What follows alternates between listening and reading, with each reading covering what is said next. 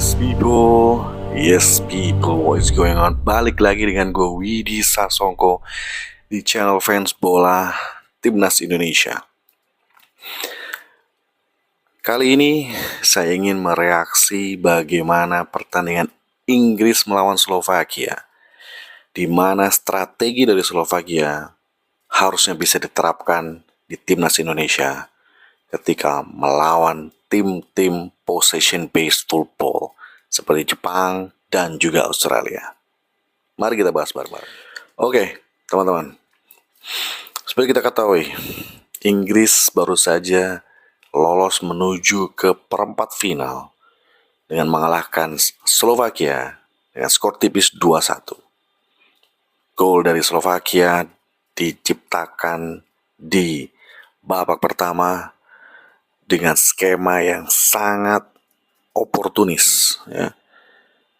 Memenangkan duel, drop ball, ya.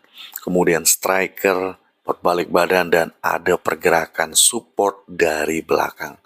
Nah, hal-hal seperti ini yang akan bisa mengacaukan possession based football, karena possession based football ini biasanya mengandalkan banyak menumpuk pemain-pemain di tengah dan juga di depan, sehingga tersisa sekitar 2 atau 3 pemain yang ada di pertahanan.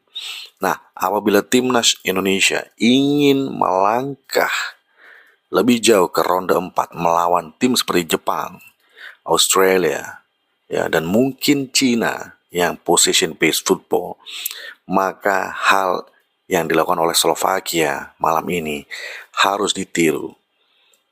Dan juga sebagai catatan, Timnas Inggris mencetak gol dari individual brilliance. Ya, gol salto overhead kick dari Jude Bellingham itu dihasilkan dari kemelut, ya, di mana long throw dimanfaatkan dengan baik oleh back Guehi, flick header, dan akhirnya jatuh ke area Jude Bellingham dan ditendang secara brilliant. Dan itu saya bilang individual goal, ya. Kemudian gol kedua dari Harry Kane juga diciptakan dari scrimmage, dari kemelut, crossing dari corner kick, kemudian ya ditinju oleh Dubravka dan tendangan ala kadarnya dari Eberechi Eze. Kok ya pas jatuh di kepala Ivan Toney, dan Ivan Toney dengan kemampuan headingnya bisa mengarahkan bola di sudut jauh di mana Harry Kane siap menyambar. Nah, memang strategi Slovakia ini sangat berisiko, karena ketika unggul dan bertahan terlalu dalam, kita akan gampang dibongkar. Tetapi guys, perlu diingat, Timnas Indonesia memiliki sesuatu yang tidak dimiliki oleh Slovakia. Yang pertama, kita punya lemparan panjang dari Arhan yang bisa dimanfaatkan sebagai corner kick di tengah lapangan. Yang pertama. Yang kedua, kita memiliki sayap-sayap yang sangat cepat.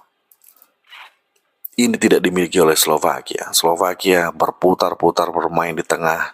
Ketika sampai di fullback baru mereka crossing. Mereka tidak punya wing forward yang bisa memberikan assist untuk memberikan umpan kepada striker. Nah, apabila kombinasi formasi, jarak antar pemain yang diterapkan oleh Slovakia terhadap Timnas Inggris bisa dimanfaatkan dan ditiru oleh Timnas Indonesia, plus ditambah modifikasi sedikit, ya, kita bisa bermain 3-5-2, ya, karena kita butuh 2 striker ketika bertanding melawan tim possession based football. Ya, karena apa? Untuk memenangkan duel drop ball, ya, ketika sang striker melakukan heading harus ada orang kedua yang bisa mengambil drop ball tersebut dan menciptakan ancaman bagi tim seperti Jepang dan Australia. Nah, kemudian ketika tidak memegang bola, kita lihat bagaimana Timnas Slovakia tidak bertahan terlalu dalam. 2 striker di depan pressure, bahkan 4 pemain maju ke depan. Seolah-olah mereka menerapkan 4-4-2 ketika melakukan zonal marking, sehingga passing kombinasi dari DM seperti Kobbie Mainoo, Declan Rice maupun Jude Bellingham ini tidak berjalan. Ya, bahkan anehnya lagi Inggris ini punya sayap-sayap cepat, tetapi tipe mereka adalah tipe inverted wing, seperti Phil Foden, Bukayo Saka, Cole Palmer, semuanya adalah tipikal sayap yang masuk ke dalam, bukan melebar dan memberikan crossing. Nah, ini gaya yang perlu diadaptasi oleh pemain timnas Indonesia di bawah Son Sintayong untuk bisa memetik poin dan memberikan kejutan-kejutan.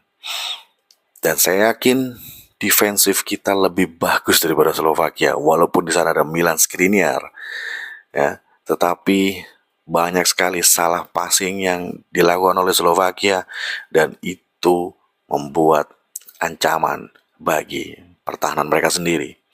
Dan perlu diingat, position based team juga kadang melakukan kesalahan. Ya, kita lihat hampir saja Slovakia menciptakan gol yang kedua dari jarak jauh. Sayangnya tendangannya nggak akurat. Ya, dan individual error seperti ini yang dibuat oleh lawan harus dimanfaatkan. Saya yakin timnas Indonesia bisa lolos dari ronde ketiga ini untuk maju ke ronde keempat. At least kita bisa meraih peringkat 3 ataupun 4. Dan ini sudah ditunjukkan oleh timnas Slovakia. Tinggal bagaimana kita mau belajar dari sumber manapun untuk bisa meraih hal-hal yang positif bagi timnas kita sendiri. Menurut teman-teman, apakah ada strategi yang lebih bagus buat timnas Indonesia yang berada di grup C, grup dengan penuh langganan timnas Piala Dunia, Arab, Jepang, dan juga Australia? Saya tunggu komentarnya teman-teman di kolom komentar. Dan yang belum subscribe, please silahkan subscribe gratis. Dukung channel saya untuk bisa berkembang dan menemani analisa-analisa secara real. Saya Widya Sasongko undur diri. Salam sepak bola.